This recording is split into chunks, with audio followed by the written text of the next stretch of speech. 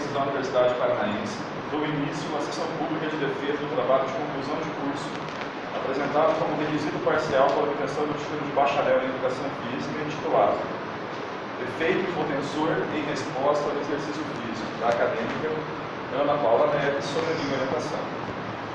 A acadêmica terá de 15 a 20 minutos para a defesa. Gostaria de aproveitar o momento e agradecer aos professores Marco e professor Liber que compõem o plano examinador. Ao término da apresentação, será cedida as palavras aos integrantes da banca e os mesmos deverão manifestar suas opiniões, sugestões ou questionamentos. Um tempo máximo de 10 minutos. Paulo, consultação. Obrigada. Boa noite, galera. Boa noite, Vitão. Boa noite, Alan. Boa noite, Du. O meu trabalho de conclusão de curso, ele está intitulado como Efeito hipotensor em resposta ao exercício físico.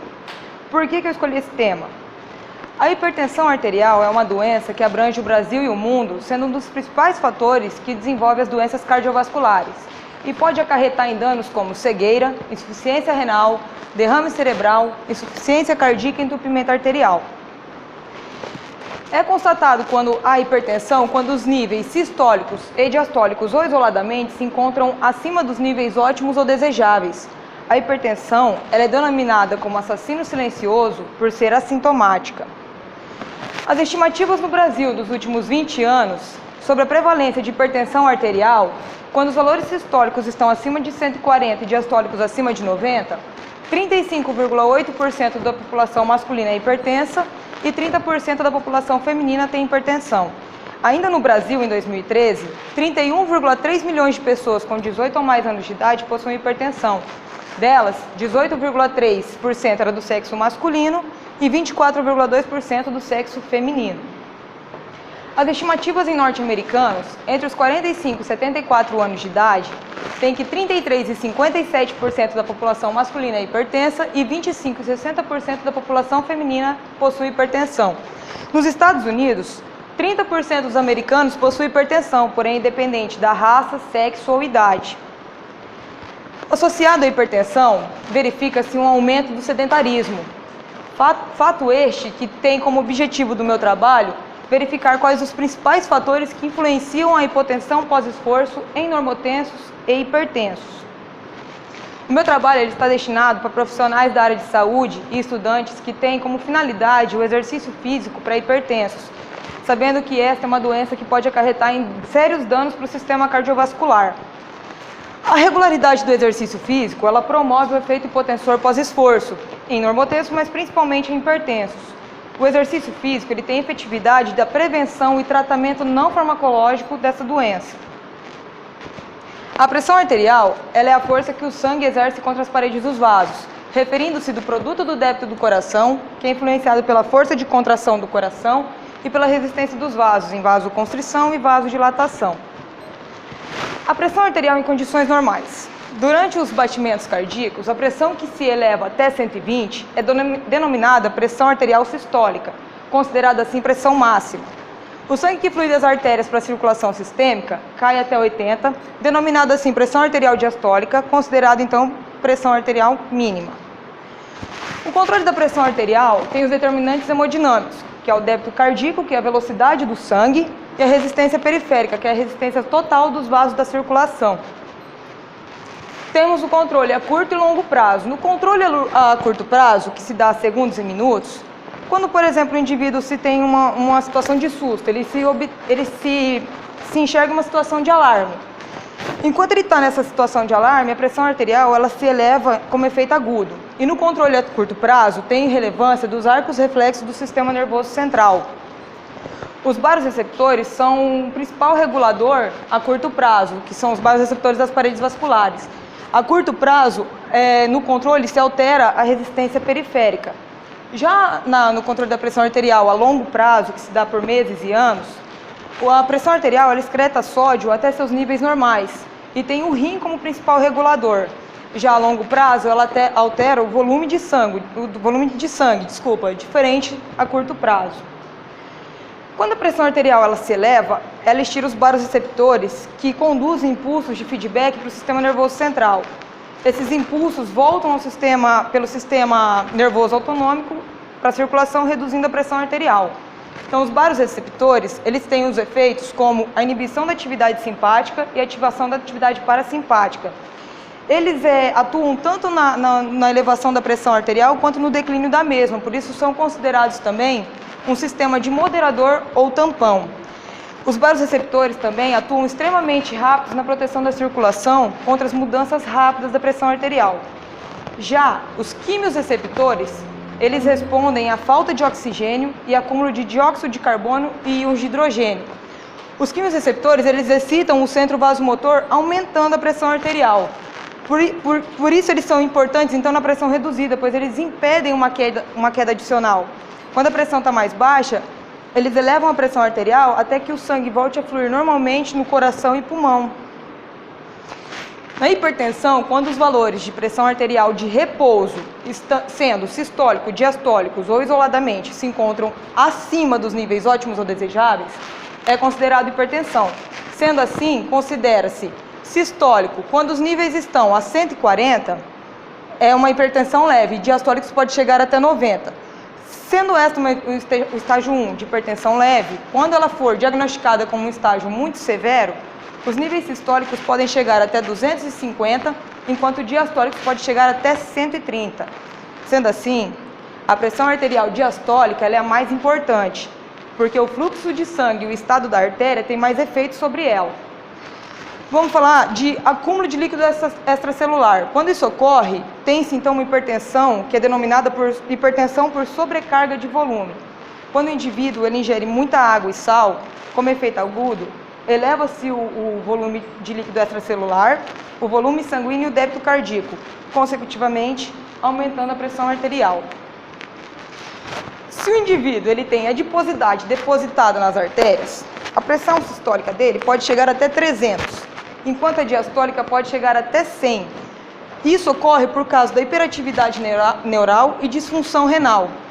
A hipertensão, ela sobrecarrega cronicamente o sistema cardiovascular e, se não tratada, ela lesiona vasos das artérias, que pode acarretar em danos como arteriosclerose, doença cardíaca, derrame e insuficiência renal. As causas mais comuns de hipertensão são da hereditariedade, no caso seria genética, quando um membro da família passa para outro, como pais para filhos, obesidade, estresse se define em TCC, tá? Porque eu tive hipertensão agora, alimentação não saudável e excesso de sal. Muitos indivíduos, pela mal escolha de antihipertensivos, pode acarretar também efeitos colaterais. Se as pessoas se conscientizassem que o tratamento baseado em exercício físico, alimentação equilibrada, controle do peso, evitar bebidas alcoólicas e o uso do tabaco, já seria um ótimo tratamento para a hipertensão. Sendo assim, quando o peso corporal ele se eleva também os níveis da pressão arterial. Consecutivamente, quando o peso corporal reduz os níveis pressóricos.